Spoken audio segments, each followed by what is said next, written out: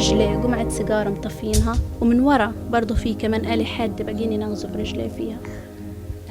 تعذيب صحيح، تعذيب كاينين بعذبوا فيه. The deliberate torture of an 18-month-old child by a country's army is almost impossible to comprehend, but not when it comes to Israel. Palestinian rights groups and UN experts say such brutality is part of Israel's occupation system, one that has no limits.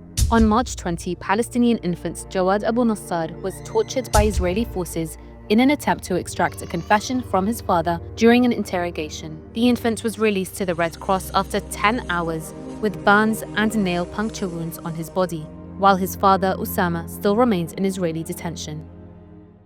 Baby Jawad's case is not the first instance of Israeli torture, and it surely won't be the last. According to UN Special Rapporteur Francesca Albanese, torture, brutality and abuse is entrenched deep within Israel's oppressive policies against Palestinians. Since October 2023, torture has effectively become state policy, sustained by a torturous culture that is socially produced, politically defended, and publicly normalized. And my report also shows that torture extends far beyond prison walls in what can only be described as a torturous environment imposed by Israel across the entire occupied Palestinian territory. After evading accountability for the killing of over 21,000 children in Palestine's Gaza and leaving thousands more maimed and scarred for life, it is no surprise Israel's system of oppression includes torturing babies and infants. This abuse extends beyond isolated acts of violence, permeating daily Palestinian life through the arbitrary detention of children. Over the past 2 decades, around 10,000 Palestinian children have been imprisoned by Israel. As of December 31, 2025, 351 Palestinian children were still languishing in Israeli prisons. Many are held under what Israel calls administrative detention. It's an imprisonment loop where no charges are filed, no trial is held, and detention can be renewed every 6 months, leading to indefinite incarceration. According to the testimonies of 325 minors from Palestine's occupied West Bank who were imprisoned by Israel, 74% had faced violence and 26% were interrogated under brutal coercion. Most testimonies reported an Israeli system that thrives on violence. Others reported untreated viruses, deliberate starvation, beatings, and sexual abuse, especially since October 7, 2023. 16-year-old Omar Asfour was detained in Gaza as he attempted to collect aid. He endured almost a month of brutal interrogation and abuse inside Israel's Sde prison. كهرباء يجيبوا ولما علينا بنابل كهرباء يجيبوا شهر كامل واحنا قاعدين في التعذيب شهر كامل 20 ساعة واحنا مخبئين والله شفنا الموت 24 ساعة كتر. Another minor, 17-year-old Walid Ahmed, was killed by Israeli forces in April 2025.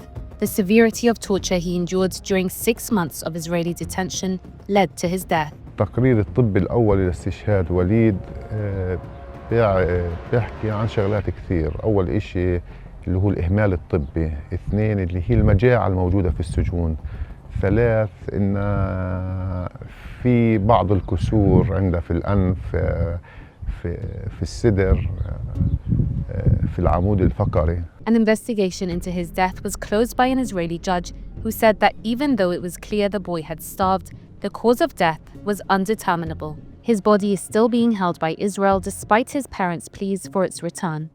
Israel's torture extends beyond the physical.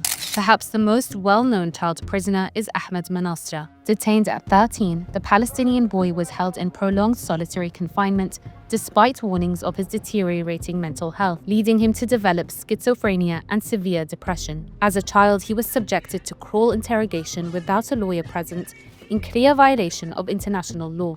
He was finally released in 2025 at the age of 23.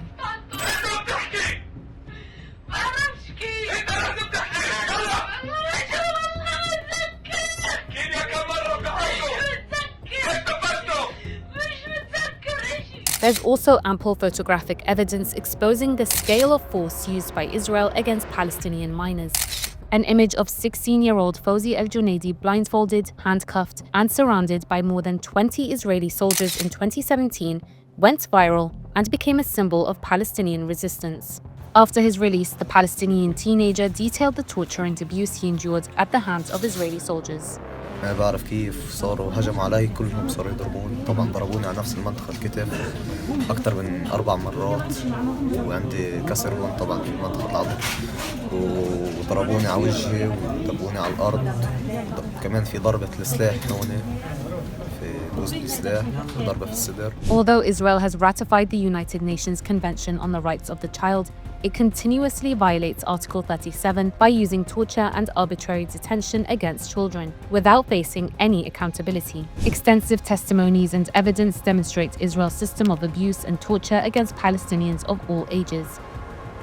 From infants like Jawad to teenagers in detention, Palestinian children are growing up under conditions that, according to analysts, strip them of safety, dignity, and childhood itself.